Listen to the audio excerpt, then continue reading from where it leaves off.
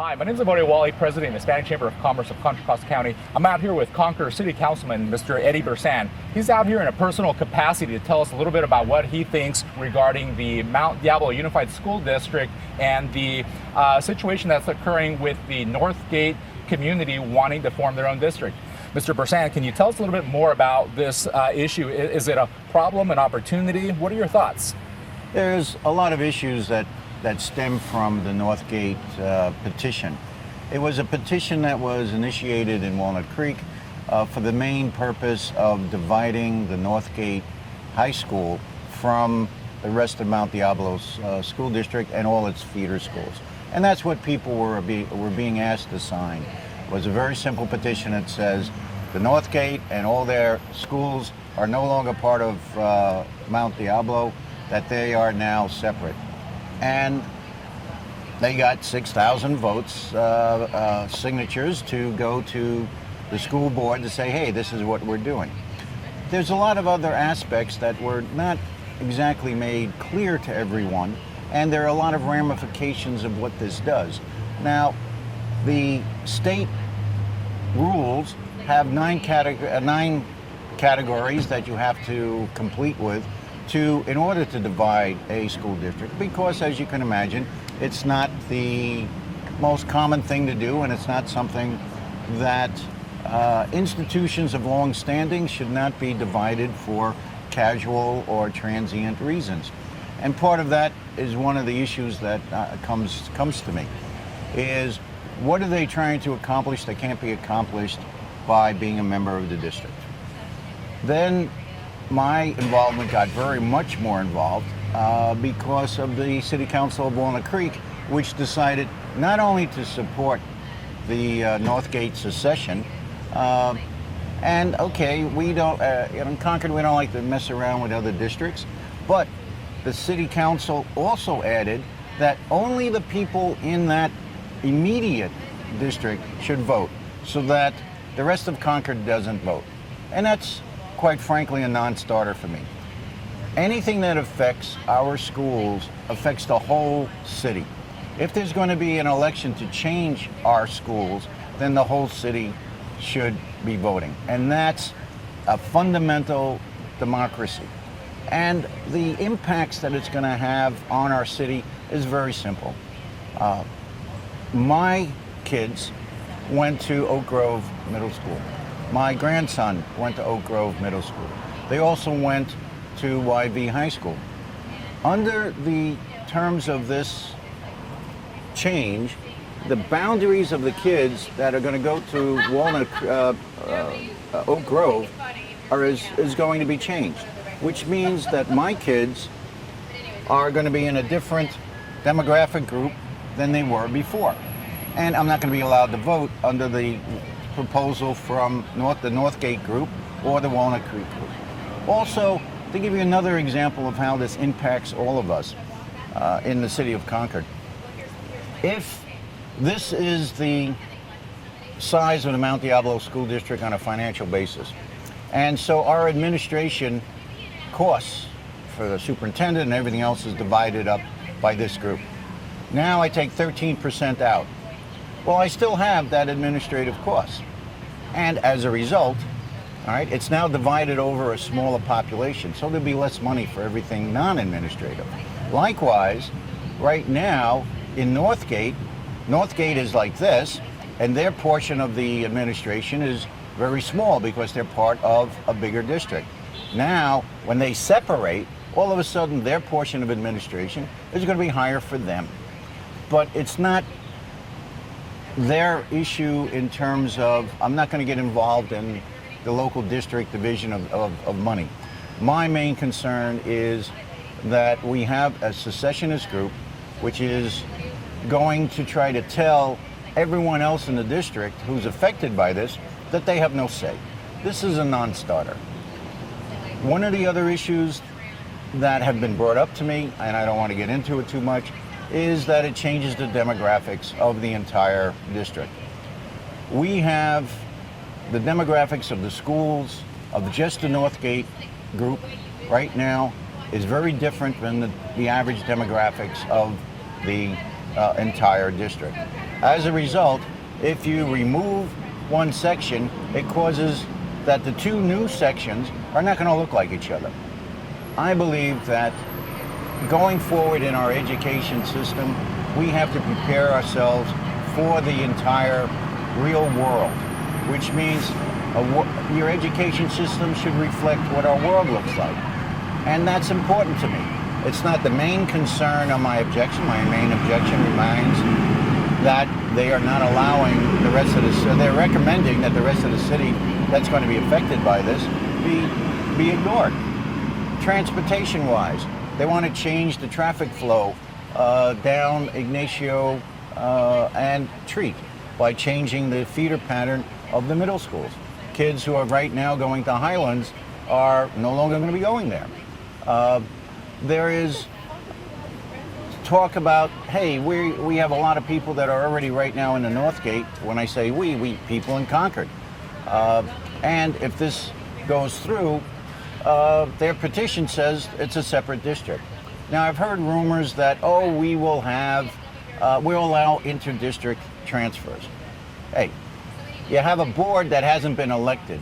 You have a policy that hasn't been established. So don't tell me that we promised to do something like this. It's not in your petition. It's not in the structure. Hey, it's going to affect us. Other things that we have to consider. One of the most important things when I moved my house, bought my house in Concord, was my kids could walk 2 blocks away to my elementary school. They could walk 6 blocks away to my middle school, and they can go 10 blocks away to go to my high school. Under the new district that is being proposed by Northgate, literally a kid that is across the street from Oak Grove will not be in the district of Oak Grove. Literally the guys that are on the back fence of Ignacio Valley High School will not be in the district to go to Ignacio Valley High School. Neighborhood schools are important. And this is an artificial attempt to take a boundary and totally isolate both Oak Grove and Ignacio High School from the major sections of its own neighborhood. This is a violation of common sense. Now, other aspects. Historically, people secede when there is a long tradition, a long series of abuses or whatever. There has not been. These schools, the Northgate feeder schools, are some of the highest performing schools in the district. So it makes it kind of odd that what's going to happen? If they secede, then the average that they will be within will go up because they've seceded from all the lower level schools. All the other schools, their average rating will go down. All right? Nothing has actually changed on the ground. But the rating and the perception will change. It will cause a shift in real estate values. And this is a very attractive aspect for a homeowner who's in the supposed new district. This is not a reason to secede. If we allow this concept, then every single district which has a high-performing school will want to secede to separate their school from the rest of the community. And what is our community? Our community is both Walnut Creek, Concord, Pleasant Hill, parts of Martinez, all of Clayton. We have to get along together. The name of our city is Concord. We live in concordance with one another. I find it very annoying when members of my school district say, oh, we don't want to be in concordance with you guys. We want to leave. And the reason for why they want to leave is basically unsustained. The people that are on the school board, I have, I think, one that lives in Concord. The others two live in Walnut Creek. I think one lives in Pleasant Hill. So it's not like they don't have representation. It's not like they don't have the ability to go down and say, this is what we want. And who should know better as to whether the schools need this than the teachers? Where are the teachers in Northgate? The teachers in Northgate are saying, don't separate. So to me, it comes down to a very insular situation, and I don't believe that the people who signed the petition were fully aware that it's going to deny the neighborhood schools for the people around Oak Grove and even YV. I don't think they were aware that the traffic patterns coming down Ignacio is going to be changed. I don't think they were aware that the impacts it's going to have immediately on Highlands, Oak Grove, and the immediate local schools on this part of Concord, as well as the overall impact it's going to have on the district. So I believe as a result of this is why we have 9 categories. This is why we have to look at a petition and say, okay, why did people really sign? And what are the real ramifications? And that's an issue of education. We also have to look at what we really have, and we have to ignore the promises of a potential solution to a problem that you're going to create. We have to look at the problem you're going to create, because the petition and we are being asked to approve is not what is in the interest of the people of my neighborhood in Concord, or I believe in the entire district.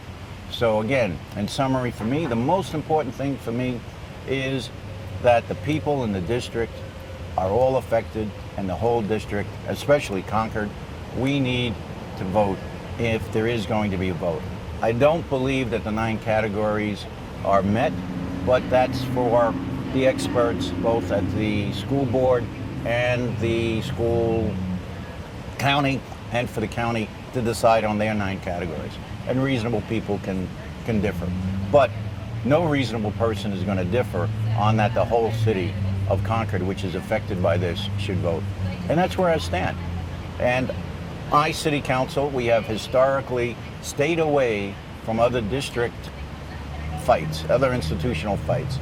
But once the City Council of Walnut Creek tells us that they don't want us to vote, that's when I draw the line and I jump in.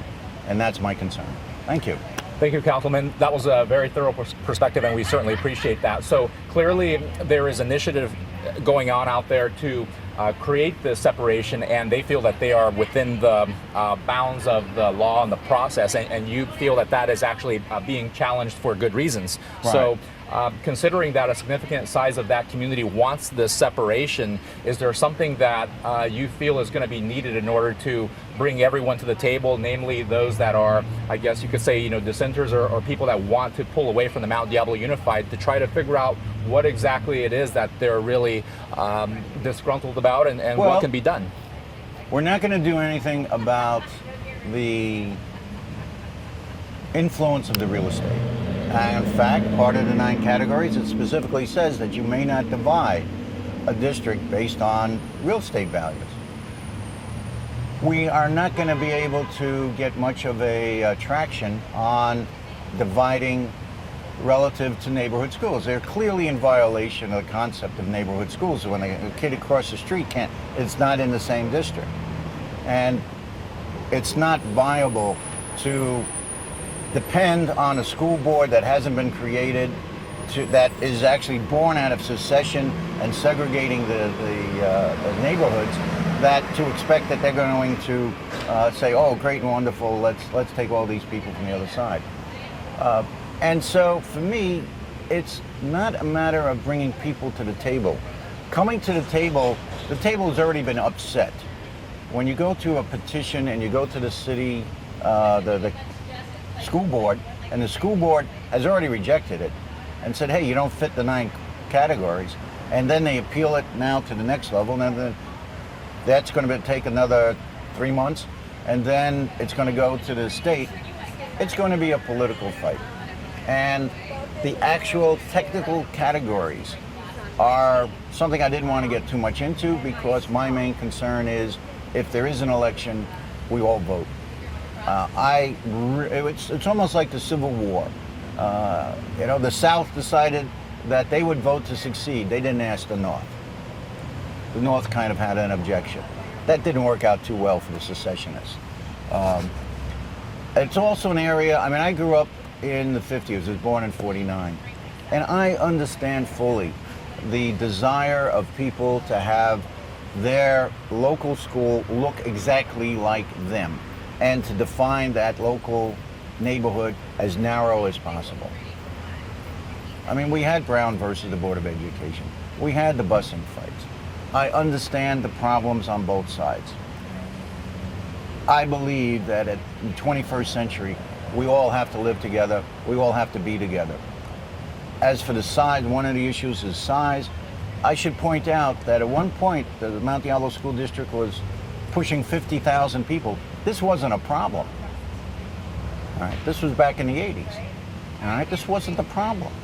So the idea that maybe it's big is a problem, no, big is also a solution to dividing up your administrative costs. But there again, that's something for the state rules, the 9 categories to resolve. Again, come back. If it's going to be a vote of the people to decide this, we are the people. We are all the people. We don't just let the secessionists vote. That doesn't work. And that's where I'm at. Well, thank you for that perspective. And so what I'm understanding is that they're trying to work within what is called a feeder pattern of schools, or kind of like a boundary that's been predefined by the school district. And so what is the main challenge that you see with allowing a predefined area kind of break off? That's incorrect. They are not taking the existing feeder pattern and honoring it. That's totally false. All right. They are, for instance, in the current feeder pattern, if you go across the street from Oak Grove, you go to Oak Grove. All right. You may go to Bancroft as an elementary school, but then a section of the neighborhood that's closest to Oak Grove goes to Oak Grove. What they want to do is take all of the Bancroft schools, all right, Bancroft's feeder area, all of it, and send it onto the Northgate area, whereas half of that, or a good portion of it, would go to the Oak Grove area. So that's changing. They want to keep Highlands, which deals with some of the areas from Montecito and from the crossings, and take that area and cut Highlands out of it. Have they said that they want to cut any school out? Yes, it's in there. As far as like allowing kids from another area to come into the district? In their petition, it says Northgate area shall include this territory, period. That's what it says. Have they said anything about excluding any students outside of that boundary? That is a policy that would be set by the new board. And that's what I'm saying. And you're saying that we can't trust a board that is being created under the current climate? It's not a matter. It's common sense. If you got a group of people who are purposely going to secession, and when they make their petition and they say these are the boundaries, then hey, this is what their intent. I have no concept. I have no belief that they're going to have an open concept. Also, one other thing they brought up in the arguments was about the Concord Naval Weapons Station, that we are going to be bringing in all these people from the Concord Naval Weapons Station. Right now, in 2 years' time, we've got 2 years to transfer the property to the city. Then, for the next 10 years, we're doing phase 1. Phase 1 brings in 1,300 dwelling units, not 13,000, 1,300. And that's going to take 10 to 15 years. Right now, in Walnut Creek, they have a couple of thousand dwelling units that are going to be done in the next 2 to 3 years.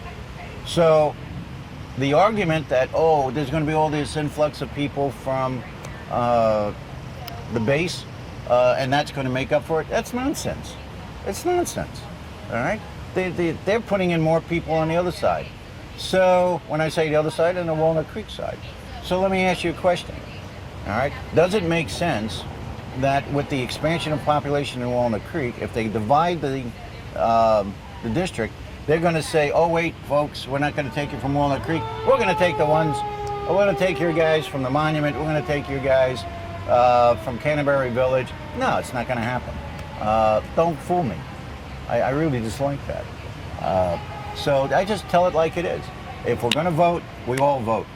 And who knows? My city may vote and say, hey, we don't want to have anything to do with these guys, and let them go. That's fine. You know, we listen to the people. But we also tell the people the full story in the petition in the first place, and that's not what was done. Well, thank you, Mr. Councilman. This has been very helpful. Yeah. This program is brought to you by the Hispanic Chamber of Commerce Government Affairs Committee. This is an attempt to inform everyone about what's going on in the community and to ask you to come and get involved. Now, there are going to be a few hearings coming up, right? Can you tell us about correct. that? There's a hearing tomorrow today is May 1st, tomorrow May 2nd. There will be a meeting, an open meeting at Center Concord off of Clayton Road for people to hear presentations and talk about this. There will be another meeting on the next day. Specific dates, because the timing of May- this video May 3rd, coming out. yeah. So May the first 3rd hearing is going to be tomorrow, May 2nd. May 2nd. And then it will be May 3rd. There's another meeting, and I believe that one is in Walnut Creek. And these are for the county school board, all right, which is outside of the Mount Diablo School District. Since the Mount Diablo School District already turned down the petition, the categories, saying it doesn't fit the categories, then it's going to go to the appeal goes to the county board, and then they give a recommendation going on to the state board. And that's a process that's going to take another 90 to 120 days. So you're welcome to come down and talk. And as I said, I'm here just as an individual and as a person in the district that's immediately affected and who they don't want me to vote. And that's not happening. So there you go, folks. Councilman Eddie Birsan asking you to get involved with your community. Thank you, All right. Councilman, for your Sure. perspective. Okay.